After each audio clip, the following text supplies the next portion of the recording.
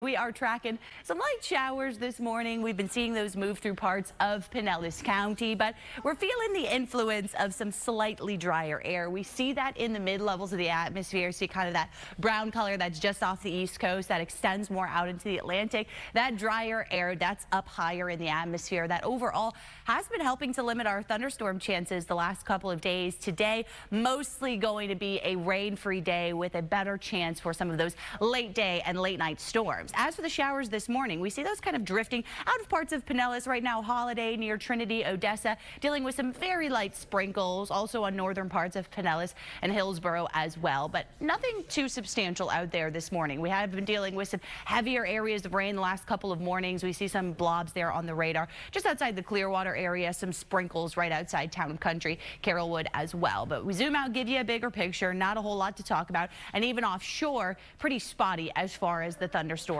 that we are tracking.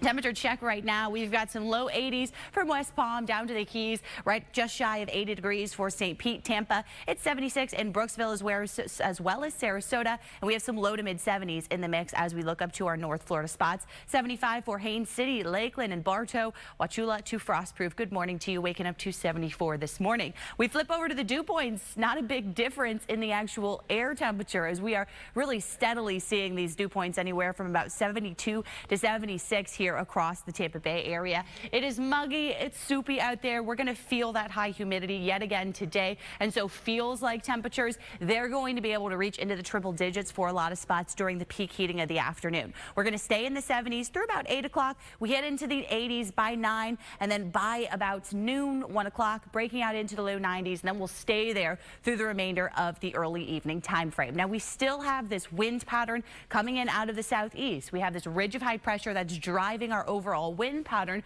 We actually will see this change just a little bit a couple of days out. We'll see a slight change in our winds. They'll come in out of the northeast around that ridge of high pressure, and that is going to change up our overall trend of where the showers and storms have been setting up, which has really been favoring our west coast. You see, as we head through the morning and the afternoon, mostly winds will be about 5 to 10 miles per hour, but we will see the potential for a couple of winds up into the teens as we get past around 1, 2 o'clock this afternoon. Now, there will be some clouds around to start the day, but I think we burn those off by the late morning hours. We'll have a good deal of sunshine then around for the afternoon into the evening hours. We'll generally see some of those clouds start to pick up. You see the model indicating along the coast we get a push of that cloud cover by 5 o'clock. Also with that, you see the sea breeze collisions start to get going. So right along the spine of the state by 5, 6 o'clock, that typical evening time frame could allow for some thunderstorm collisions along our west coast and our east coast. Sea breeze meeting up along the interior of the state. Better coverage then for some of those showers and storms closer to the coast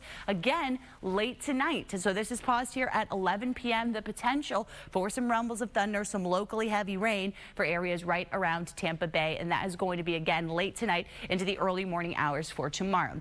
As far as rain accumulations through the day today, they are really pinned up right along the immediate coast. We'll see the potential for some more rain up around parts of southwest Florida, especially around Fort Myers and further to the west. Look at that batch of heavy rain that is going to be possible here at the end of this week, and this is running through Saturday night. So we do see the potential for more rounds of rain here along our west coast. We are going to start to see more of those widely scattered showers and storms come tomorrow and again on Friday as we close out the week. But as for tropical formation, things remaining quiet for us over the next 7 days. We expect that to generally continue here with the Saharan dust continuing to do its thing, keep things pretty quiet for us across the Atlantic basin. Oops, did a little jump there on my weather graphics, but I want to show you what's going on around the rest of the country. While we have high pressure off the east coast here, we've got several storm systems that are going to be moving through other parts of the country. We've got the stationary front that stretches into parts of Texas, going to be watching for some severe storms to be possible across parts of the Central Plains. You can see this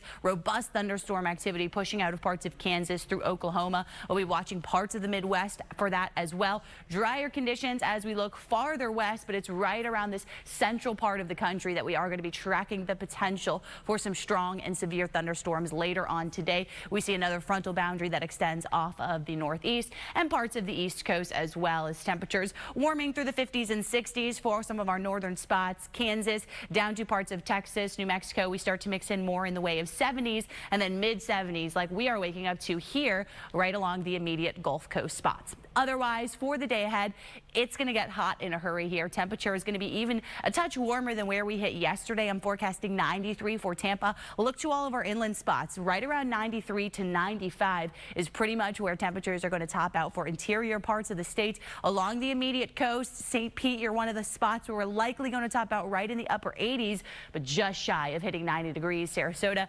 Bradenton, Venice, you're likely to hit 90 this afternoon. Getting out on the water, that should be pretty nice if you have the chance to do it. Southeast winds out of the south later on this afternoon around 10 knots. Seas will be running 2 feet. Light chop on the bay. Gulf temperature is sitting right at 86 on Clearwater Beach. High tide, that's going to be right at 9 o'clock this morning, followed up by our low tide 2:40 this afternoon. Temperatures tonight, upper 70s right along our immediate Bay Area spots. You look to our inland spots where we're going to be bottoming out right around the low and mid 70s, right around 79 for St. Pete tonight. So our normal morning lows are about 76. We have definitely been above average in the morning, near seasonal in the afternoons, but the next couple of days are going to be very hot. Our normal high in Tampa, 91. We're making a run at 93 to 94, kind of ping-ponging between those highs right on through this upcoming weekend with about 40 to 50% storm chances.